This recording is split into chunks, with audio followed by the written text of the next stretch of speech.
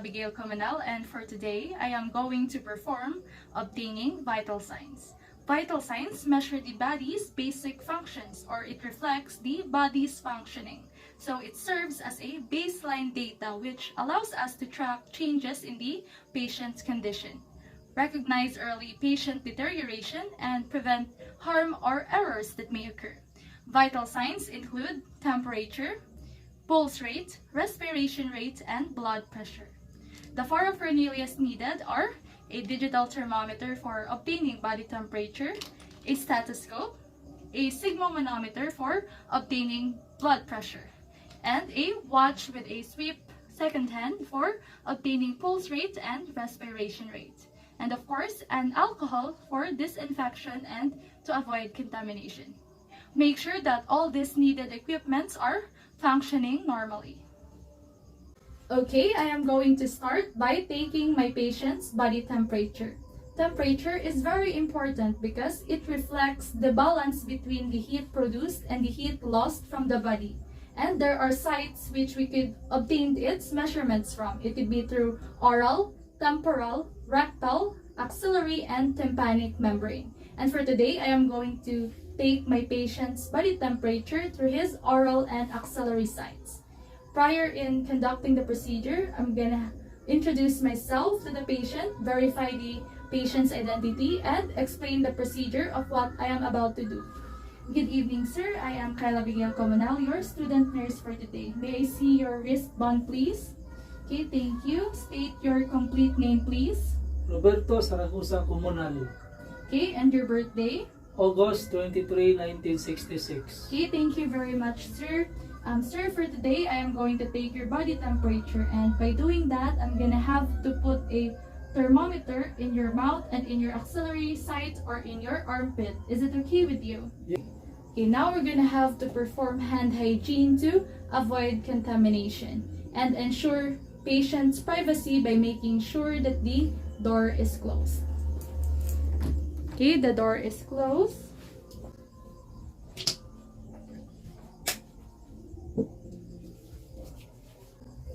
Okay, now position the patient appropriately. Okay, sir, sit up straight, please, facing towards me. Okay, now that we have positioned the patient appropriately, so in taking the body temperature, I will be using a digital thermometer, and we're gonna have to disinfect it first by wiping the tip of the thermometer with an alcohol swab in a firm twisting motion.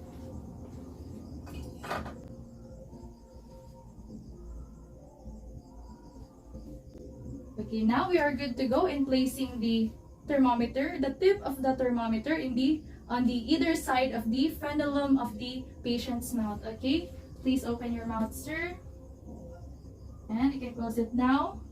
Okay, turn on the thermometer. Okay, now that it's turned on, we're gonna have to wait for the appropriate time or until the thermometer beeps, which indicates that the reading is complete or it has already obtained the patient's body temperature. And afterwards, we're gonna have to inform the patient of the result of his body temperature and document the result in the client's record.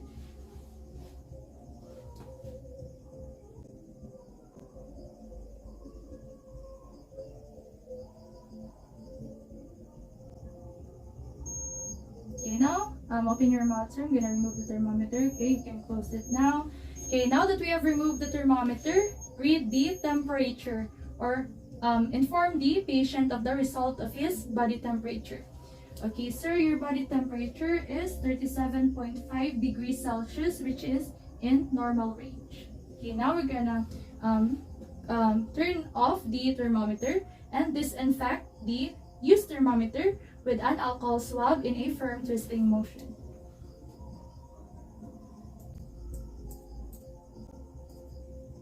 Okay, now we're gonna have to return the thermometer to its storage. Okay, now I am going to take my patient's body temperature through his axillary site. Prior in performing the procedure, I'm still be performing the first three pre-introductory steps, which I introduce myself to the patient, verify the patient's identity, and to explain the procedure of what I am about to do, perform hand hygiene, and provide patient's privacy. Okay, good evening, sir. I am Comonal, your student nurse for today. May I see your wristband, please? Okay, state your complete name Roberto Saragosa Comonal, and your birthday. August 23, 1966. Okay, thank you, sir. For today, sir, I am going to take your body temperature and I'm gonna have to put a thermometer in your axillary side or in your armpit. Is it okay with you? Yes, okay. Okay, now we're gonna have to perform hand hygiene to avoid contamination and ensure patient's privacy by ensuring that the door is closed. Okay, the door is closed.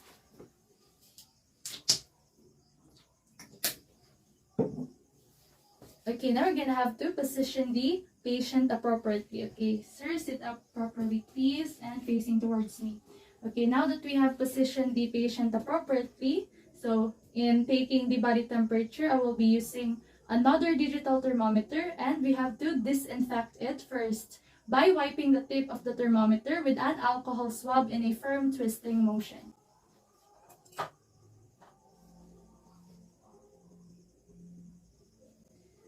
Okay, you have to remember that before putting the thermometer in the axillary site, we have to inspect first the patient for any scars, lesions, and perspirations.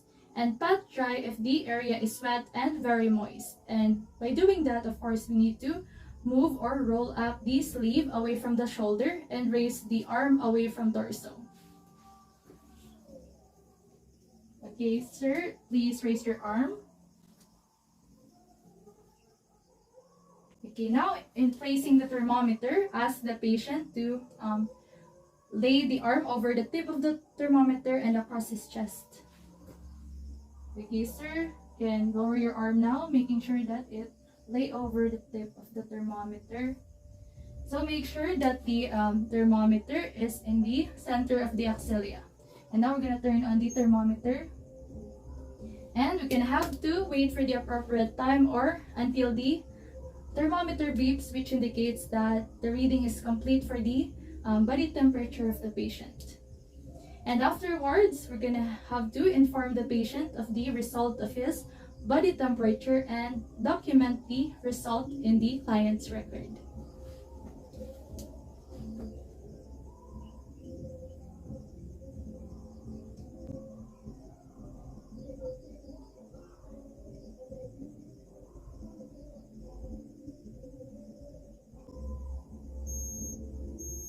Okay, sir, now I'm going to remove the thermometer. Please raise your arm.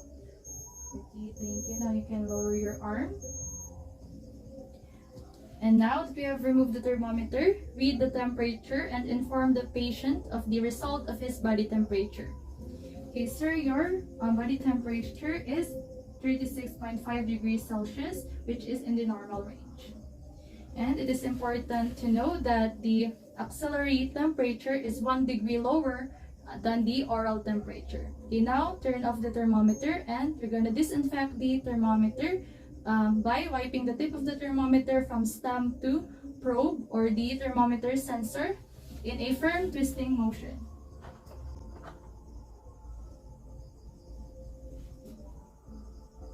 Okay, now we're gonna return the thermometer to its storage location.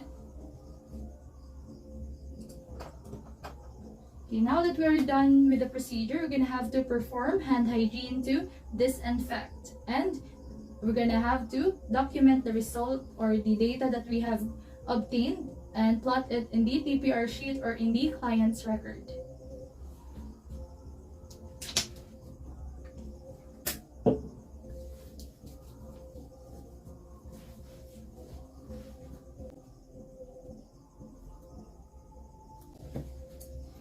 And now I am going to take my patient's pulse rate.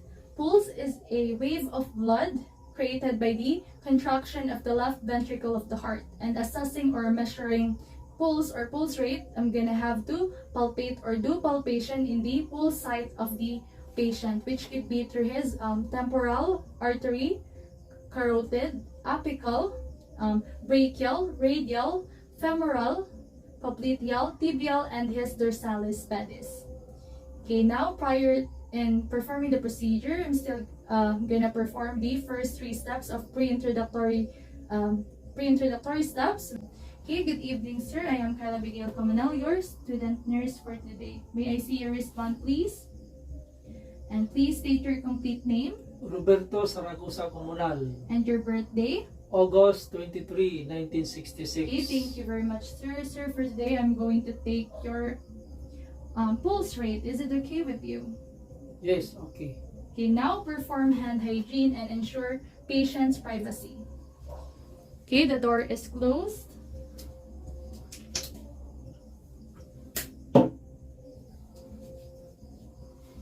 And now we're gonna have to select the pulse point. And for today, I'm going to obtain the pulse rate of my patient, or I'm gonna palpate my patient's radial pulse because it is the most convenient, easiest, and the most accessible pulse site. Okay, now that we have selected a pulse point or pulse site, now we're gonna have to assist the patient to a comfortable resting position.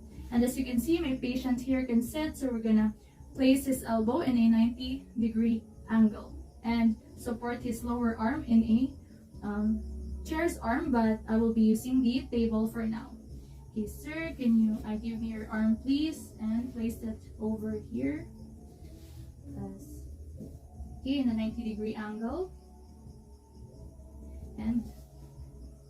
And rest, extend, and flex the wrist with the palm of the hand facing downward or inwards. And I'm gonna position the hand. I'm gonna preferably position it facing the palm facing inward when I am taking the radial pulse of the patient. Okay, now palpate and count for the pulse. And in doing that, I'm gonna place 2 to 3 fingers. But for me, I will be using 2 fingers in the groove of the thumb, in the side of the inner wrist, so here. Okay, already found the radial pulse of my patient, so it is important to know that we're gonna count 30 seconds and multiply the rate by 2 if the pulse is regular, and if not, we have to count a full minute. And it is also important to know that beside the number of beats per minute and counting, I'm gonna have to also check for the strength of the pulse, which is graded into 0 to 3 plus scale. 0 being the pulse is absent, 1 plus if it is weak, 2 plus if it is normal, and 3 plus if it is bounding. And I will also be checking the rhythm of the pulse, if it is regular or irregular. Okay, now that I have already found the radial pulse of the patient, so I'm gonna start counting for his beats per minute.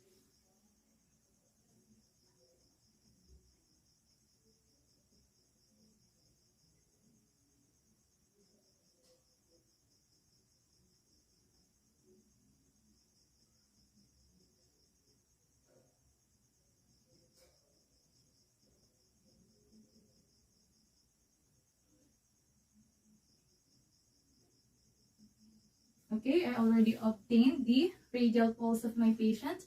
Okay, sir, your pulse rate is at 80 beats per minute, graded 2 plus, which means it is normal and it has a regular rhythm.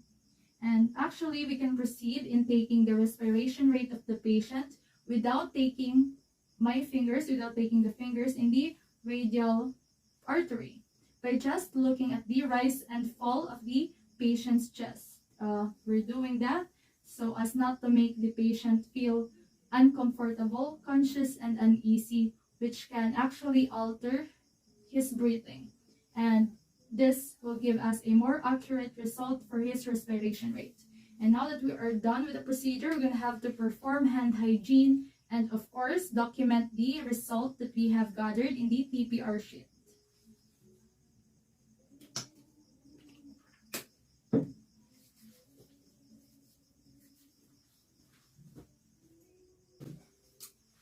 Okay, sir, you can now lower your arm. And now I will be taking my patient's respiration rate. Respiration is an act of breathing. So respiration rate is the number of breathing a person takes within a minute. And it is usually done when the person is at rest by simply looking at the rise and fall of the patient's chest.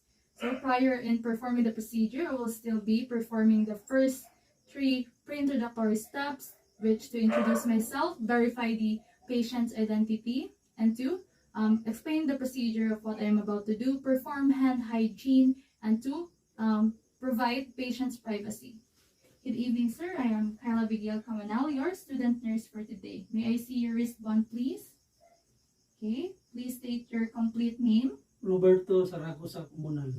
and your birthday. August 23, 1966. Okay, thank you very much, sir. Sir, for today, I'm going to take your respiration rate. Is it okay with you? Yes, okay. And I just need you to be at ease and relax, okay? Okay. Okay, now, I'm gonna perform hand hygiene. Okay, the door is closed. And now we're gonna observe for a complete respiratory cycle, or palpate and count for the respiration rate. And in counting for the respiration rate, I am not just simply counting his breathing within a minute, but also for the depth of his breathing, if it is labored or unlabored, and for the rhythm, if it is regular or irregular, and also for the character. Okay, now may I please give me your hand, sir. And I'm gonna place it here. Okay. You must remember, or it is important to know, that one rise and one fall is equivalent to one respiration rate. So now we'll be starting to count for his breaths per minute.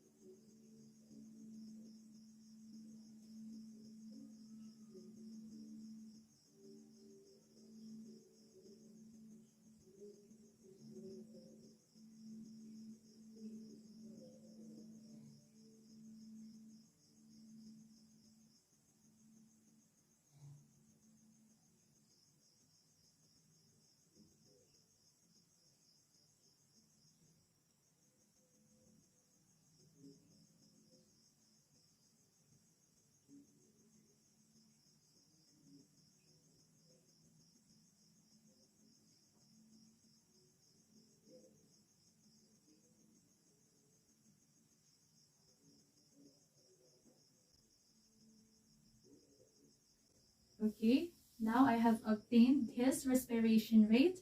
Okay, sir, your respiration rate is at 16 breaths per minute, and which is in regular rhythm and unlabored. Okay, now you can lower your arms, sir, and perform hand hygiene and document the result in the TPR sheet.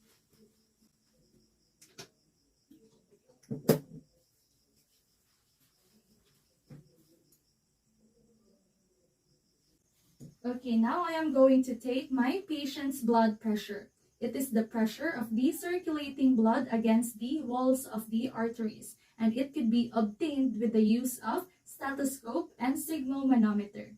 Prior in performing the procedure, I already have checked and ensured that the equipments are cleansed, intact, and well functioning. And I also have the correct size of the cuff that I will be using in my patient's arm. And I also already have inspected my patient for any injuries, casts, bandages, intravenous infusions, blood transfusions, and for any arterial venous fistula that could hinder the taking of blood pressure in a particular limb. And prior to the conduct of the procedure, I will be performing the first 3 pre-introductory steps, which to introduce myself, verify the patient's identity, and 2 explain the procedure of what I am about to do, and 2 perform hand hygiene and provide patient's privacy. Okay, good evening, sir. I am Kyla Bigel Comonal, your student nurse for today. May I see your wristband, please?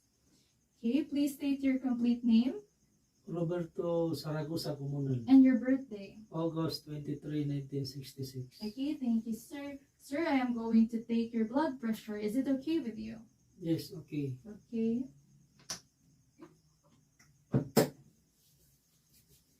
Okay, the door is closed, and now I'm gonna position the patient appropriately. Since my patient is an adult, he should be sitting with his both feet is flat on the ground or on the floor. Okay, sir, make sure that your both feet is flat on the ground. Okay, and we're gonna be placing his elbows. Sir, can I have your arm? Placing his elbows slightly flexed and with his hand facing upward.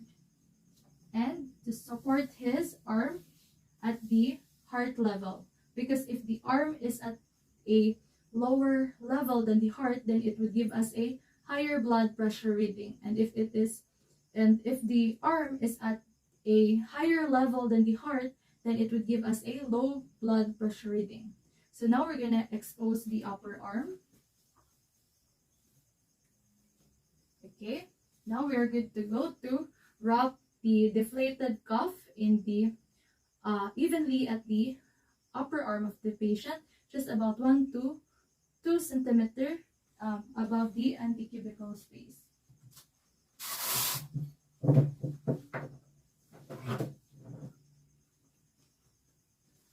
And we're gonna have to locate for his brachial artery, and in doing that, we're gonna have to palpate for the brachial artery with the use of my 2 fingertips.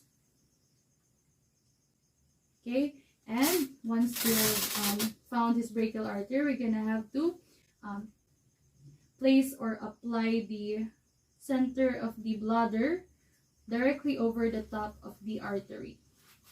Okay, since this is the initial examination of my patient, so I'm gonna have to perform preliminary palpatory determination of systolic pressure to avoid low systolic reading, and by auscultatory method if there is an auscultatory gap. Okay, now that we have already found his brachial artery, and so now I'm going to start to pump off the cuff or inflate the cuff until I no longer feel the brachial pulse.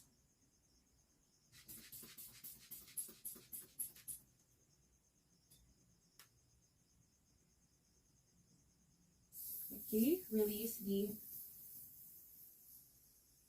pressure and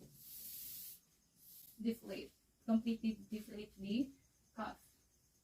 Okay, I already obtained the estimated systolic pressure, which is at 110 millimeters of mercury. So in the actual taking of the blood pressure, I'm gonna have to inflate the cuff at about 30 millimeters mercury higher than the estimated systolic pressure. This is to ensure to avoid missing the auscultatory gap, which is the temporary disappearance of the carot cough sound while deflating the cuff. And also in the actual taking of the blood pressure, I will be using a stethoscope. And we have to disinfect the airpieces of the stethoscope.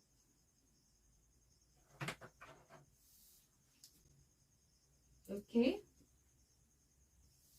Okay, now we're gonna insert the ear attachments of the stethoscope in my ears so that it tilts slightly forward, and ensure that the stethoscope hangs freely from the ears to the diaphragm.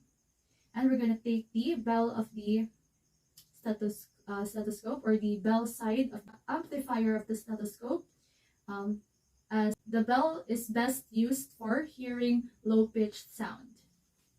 Okay, now we're gonna put it in the skin. Make sure that you put the stethoscope or the bell directly on the skin and not on the clothing over the site.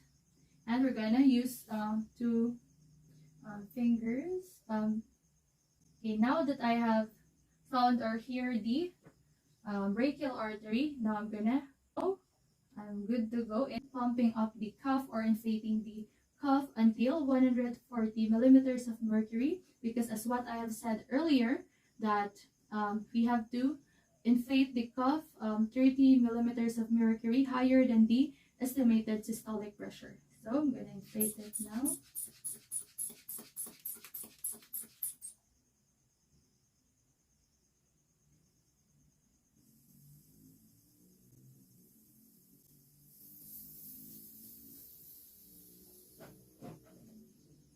Okay. So we're gonna completely deflate the cuff. And since this is the initial examination of my patient, so we need to do the procedure again on his other arm. Okay, sir, can you please move in this chair to assess for your other arm?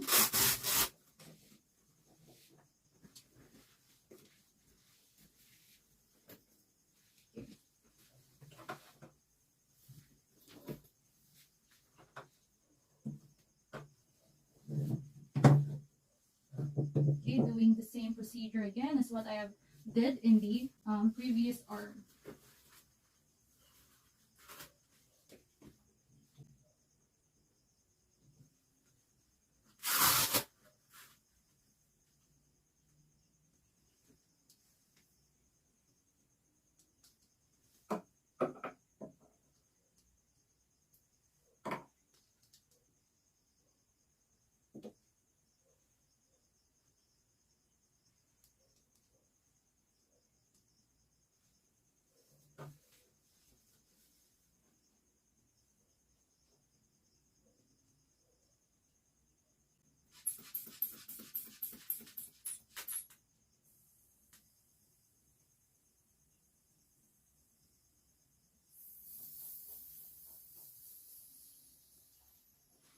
Okay. First, we're going to deflate the cuff completely.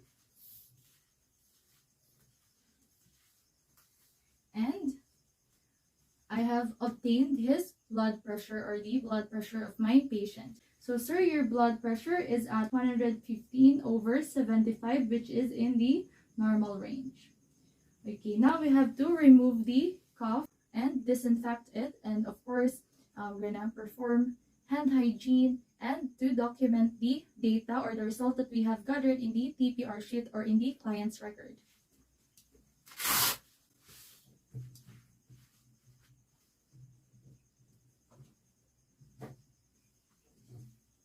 Okay, sir, you can now lower your arm.